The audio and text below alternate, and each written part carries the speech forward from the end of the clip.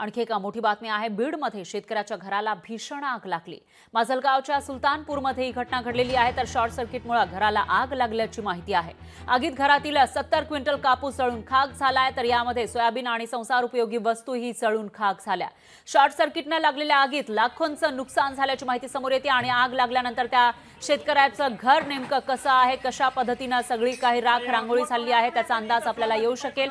या आगीमध्ये कापूस जळून खाक झाला आहे, कापूस भस्मसात झालाय, त्याचबरोबर सोयाबीन सुद्धा भस्मसात झाल्याची माहिती समोर येते। बीडमध्ये शेतकऱ्याच्या घराला आग लागलेली होती आणि त्याच्यामध्ये पांढरं सोनं, ज्याला सध्या दर मिळत नाही, त्याच्यामुळे भविष्यामध्ये चांगले दर मिळतील या आशेने त्यांनी कापूस साठवून ठेवलेला होता, त्याचबरोबर सोयाबीन सुद्धा साठवून ठेवलेला होता, पण त्याला आग लागली आणि त्याच्यानंतर कापूस आणि सोयाबीनची फक्त राख उरल्याचं इथं आपल्याला दिसतंय।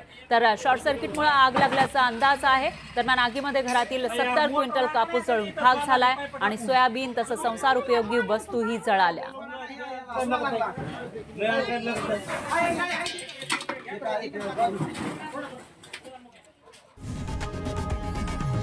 लोकशाही मराठी ऐका, पहा, जागरूक रहा।